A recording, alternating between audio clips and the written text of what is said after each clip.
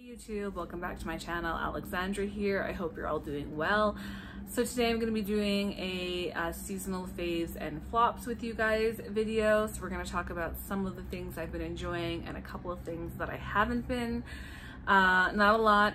I just feel like I haven't been like trying a whole lot of new things in the last maybe year or so. Which is fine. I've been pretty much just trying to work through my collection if you've been following me here on this channel. But some things I've never used, and that's how they make their way into this as a new product. Sometimes we even talk about things that were previous favorites or flops in these videos. But today we're talking about specifically summer 2023 faves and flops. I have my list here. I have some of the products here to show you, and then some of them are already gone or done with that I want to talk about. So yeah, we have some things here. Let's just get into it. I'm gonna start with my favorites because I have more favorites today than flops, which is kind of nice. And a couple of them are not really beauty related, but I think they're worthy enough to talk about that we're gonna talk about them. And it's my channel, so I can do what I want. But anyways, so the first thing, I'll talk about the two non-beauty things first, just to get them out of the way. First thing is, I'm a little bit of a nerd. Not really, but kind of. Zelda, Tears of the Kingdom. That's the newest Zelda that they've released. I think they released it in May. Zelda is like very nostalgic for me. I used to play it with my brother and like the neighborhood kids on my brother's Super Nintendo. Or no, Nintendo 64. We're not that old. Nintendo 64. It was the green one, if you remember. They had green, they had like purple and blue, and there was like the plastic and it was see-through. Anyways, so we had that and we've been playing it ever since. And I've played them over the years. I've never completed a Zelda in my adult years. I've only ever completed the two that we played on the Nintendo 64 when we were kids. But yeah, they released Zelda Tears of the Kingdom. That's it. I mean, I've actually completed part of it. Usually I just run around and do a lot of side quests and spend most of my time doing that. But I've kind of completed some of it, which I'm like proud of myself. But it's amazing. It's just so good. Like if you like Zelda, you probably already know. But I'm playing a lot of that. And the other thing that's not a beauty, but it's a piece of clothing. I recently, or a couple months ago, subscribed to Fabletics. You don't have to subscribe, but that's how you get the better deals, is if you like pay for a subscription, but you can skip them all the time. It's just like money to get like, it's just like so you can get a cheaper subscription or subscriber rate for the items. It's kind of a scam, honestly, but they have Yitty products, which is Lizzo's brand of like shapewear and stuff and like activewear. And that's the only way I can buy it here in Canada. So I know she's been like canceled or something. I don't really follow it, but her shapewear like really appealed to me. And her products. So I made a couple of purchases. Some of them have been like hits. Some of them have been not so much hits. That's just the way it is with online shopping with a brand that's like online. But I do have a couple of hits, and I wanted to do an unboxing video and try on with you guys. Unfortunately, like I'm not really set up for that right now. Maybe in the future, if I continue to buy things from there. I don't buy things every month. I skip a whole bunch of times because I don't have money. But I'm gonna talk about a bra that I really liked from Yitty. And this is a shapewear bra, and it is the Nearly Naked Super Plunge shapewear bra. This is the nude or like beige one. I'm wearing the black one today. It does have some padding in it, but you can like remove it. There's like a slot there. These straps are adjustable, which is nice. It also has like the little hook thing here if you want to hook it in the back. There's no like clasps or anything. You just have to like pull it over your head or like step into it. I got mine in the size XL/XXL. Top size is bigger than my bottom size. So usually when I buy bottoms, it's always in a 12, and my top is like 14-16. So I got this bra. I have a weird shape. If you've ever seen any of my like try on hauls, I talk about this all the time. So this is really helpful because I'm really self-conscious because I feel like I don't fit in regular bras very well. I always feel like I'm spilling out on the sides because it's not thick enough with enough support. But this bra, it's pretty thick, and I feel like the material is really great, and it just keeps me in, and I feel like it smooths everything, and I'm not losing like a whole lot in the front because it has padding still. So I cannot say enough things about this bra that are good. I really am happy with this purchase. I have two, so there's that. Not gonna keep ranting about that, but I really have been enjoying it. I have another couple of bras from there. There's two that are like the same thing but no padding. I didn't really like those, but they're okay for like working out, so I'm still gonna wear them. There was another bra that I haven't really worn yet. It seems to be okay. And then I have what else did I buy from there? I bought something else. Oh yeah, like a bodysuit, which I was kind of like not impressed with, but we'll see. I probably will end up wearing it too. So mixed reviews as a whole on the brand, but now I kind of know what to expect. So in future ordering, I kind of know what to not get or what to get. That's all I'm gonna say about that, because like I said, I could go on and on. Next thing that I have in my faves category, I don't have it because it's packed away, is actually a sunscreen. Your girl has really sensitive skin, so the Banana Boat sunscreen, I can get away with that like on a one-time use, but it does kind of irritate my skin. I think it's because like sunscreens tend to have like obviously chemicals and metals in them, and because I have sensitive skin and like eczema, it's like a big no-no.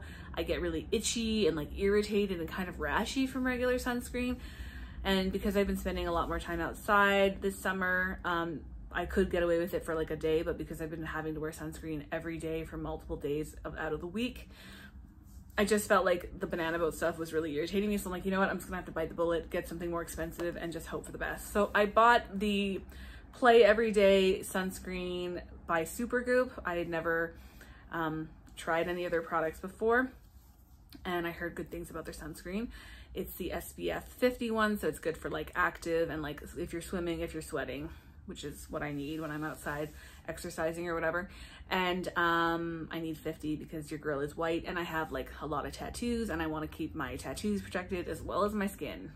So I switched to that sunscreen. I bought the value size one for like $50. I'm just gonna insert a photo from Sephora here on it, and it was really good. The rash kind of itchiness stopped immediately. I don't get that with that sunscreen. It is a higher price point, but it kind of goes towards your overall purchases for the year for Sephora. So if you want to be rouge, just buy a lot of sunscreen, you know, or whatever. And I'm definitely going to repurchase it. Probably this will be my sunscreen going forward because it doesn't break me out or do anything weird. So I think it's a win, and it protected me. I didn't get burnt at all this summer. So that's really great.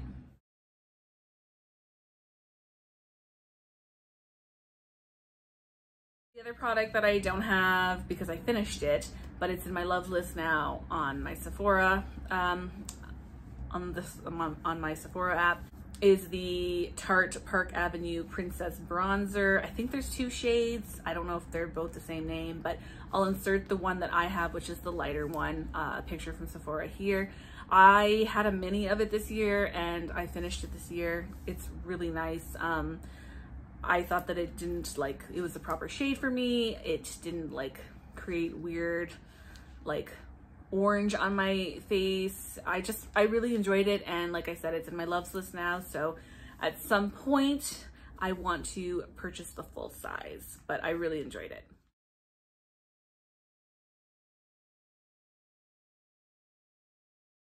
And the last thing in my loves list, which I have, is a mascara. I feel like I like a lot of mascaras. I either love them or hate them. This is one that I love. This is actually Surprise Love. It's from SST, which is like a Canadian brand. I think they're out of Saskatchewan. I'm not sure. I got this in my kit 2 years ago with school when I did my aesthetics course. I think I got a brown one and I got two black ones. So I kept the black one, two black ones, and I gave, I think, the brown one to my mom. And I just assumed that I was gonna hate it because I've hated mostly everything from this brand. It's a terrible brand, and I hate to hate on like a Canadian brand, but it's really crap and overpriced. So I did not have high expectations for this mascara. I've been working through my mascara stash in the last couple of years. If you've seen my inventories, I had a lot of mascaras. So this one finally, I was like, you know what, I'm just gonna use it. It's that time. I'm kind of getting lower on my mascara stash, so let's just pull this one out. No expectations. I pulled it out thinking it was gonna be crap. It's not. This is, and I didn't even tell you the name of it. It's the Lash Rebel mascara, and it's really good. I've been using this for like 3+ months. It's on its last legs. Probably in the next few days it will be donezo, and that's okay because I have another one now, so I'm really thrilled that I get to crack that one open at some point. And this has been really good. I mean, would I repurchase it? Probably not, only because it's like I have to order it online. There's enough mascaras in the world that I can either go to the drugstore and get a good one, or go to Sephora and get a really good one. But you know what, this was a really surprising nice fave, and I'm so pleased that I get to have another one, that I have another one to go through. So yeah, it was a good one. So if you need a mascara, want to order from a Canadian brand, check out their Lash Rebel mascara by SST. Now for the flops, which everybody loves hearing about the flops. I only have 2 things for this season. I have them both here, so that's really great. Talk about them. So the first thing, I haven't used much of it. It's an Olaplex product. I know so many people love Olaplex. I'm just not feeling it. This has been in my collection for a while, and I'm trying to get through all my like hair styling creams because I just haven't been using them much in the last few years. I did use it in my hair today. I washed my hair and I put it in my hair to style it or whatever with my textured hair. And this is what my hair looks like when you don't blow dry it or straighten it. This is just on its own free will. And I have been using, I put in it the Olaplex number 6 Bond Smoother. This is the smaller size, thank God, because it's gonna take me forever to use up. And I've probably used this like a handful of times, maybe like 7 times. You don't need a lot, so it's gonna take me probably a year to get through this. And I think this is just like, I'm gonna read you like the benefits. I'm gonna have to really like look at this here because I don't have my glasses on. So it's supposed to strengthen, nourish, and moisturize, which is like good. We need that for our hair because although people moisturize their skin all the time, they don't moisturize their hair. And I'm in a really dry climate, so I know you gotta moisturize your hair. I use oils, serums, moisturizing, styling products, conditioners, masks. I do everything. It's also supposed to speed up the blow dry time while smoothing. I don't really blow dry my hair very often, but that's a great benefit if you do. And it's supposed to eliminate frizz and flyaways up to 72 hours. I still feel like my hair is kind of frizzy. I mean, that's just like I said, like my texture, but it doesn't like define my texture and curls like I would like it to. I'm not loving it. And then like, I find with some other styling cream products or mousses, after a day or two, if I want to revive it, because when I brush my hair, it does other crazy texture things, but I like wet my hair, and if I want to revive it, the styling, it doesn't revive well. So I'd have to put more of this in 3 days time, as opposed to it maybe reviving just with water. So I'm not really loving that too much. I know, and like that little, this little size is like $40+ on the Sephora website. I'm gonna keep using it. I've had it for a while, so I can't return it. And I don't really return stuff anyways. Like, this has enough other benefits that like the moisturizing, and it is a good brand, so like I know that it's not like doing anything bad to my hair. It's just as far as like style and texture, I don't feel like it's doing the most, you know? It's just okay. I have other things that I prefer. There is a brand that I've been looking at, and they're all over Instagram, and you have to order them online, called Luss. And it's more geared towards people with like curly, wavy hair. And it's called, I think it stands for Love Yourself. That's the, like, Luss is the abbreviation or whatever. And it looks like phenomenal. I mean, of course, all those like ads on Instagram and stuff and like the internet are gonna be like phenomenal results, but I would love to try that. I also follow somebody else on YouTube here. She tried it. I don't know if she ever did like a review, but she said that she had bought like the system, and she has really curly hair. So I should see if she posted the review on it or not, or ever talked about it again. But it's kind of expensive, but I'm like, I just need something, the right thing to like help with this like 70s, 80s hair. And I love my hair texture, don't get me wrong. I just feel like I could be getting more out of it. So there's that. If you have any suggestions of what you think would be a good match for my hair, please let me know. And if you tried that brand, Love Yourself or Lust or whatever it's called, please let me know as well. I'm super, super interested in that. I have enough hair stuff that I really don't need to purchase any styling cream for like years. But if I get through enough things in the next year or two, I would maybe try it. We'll see. The next thing on my list here for flops is a shampoo and conditioner. And they were on my favorites a few years ago or a couple of years ago, but now they're on the flops. That is the Briogeo Be Gentle, Be Kind Banana and Coconut Nourishing Superfood Shampoo and Conditioner. Okay, I have a couple of problems with these things. So this is the shampoo, and I've heard people having this issue as well. This is the second one, the second set that I bought. And the first one did the same thing too. And this one's doing it now. You can see how like murky and like cloudy it is. Like this used to be a clear yellowish golden, and now it's like a cloudy, murky, brownish orange, which kind of freaks me out. It still performs just as well, but like it smells fine. It still smells nice, but like the color and like, I don't know if it was always this watery. I feel like it was always this liquidy, but maybe it's a bit more liquidy. Kind of freaks me out. So just based off of that, like this murkiness and everything, I'm kind of freaked out. I don't like that. So gross. I don't want to repurchase it just based off of that. The conditioner, nothing weird has happened with the conditioner. It's great because when you turn it upside down, you get every piece of product out of here without having to open it. So I like that. But this is not a like. I will also say now I'm also putting it into the flops because of the packaging on these. It's awful. So I've tightened these multiple times, and I've traveled with both of these.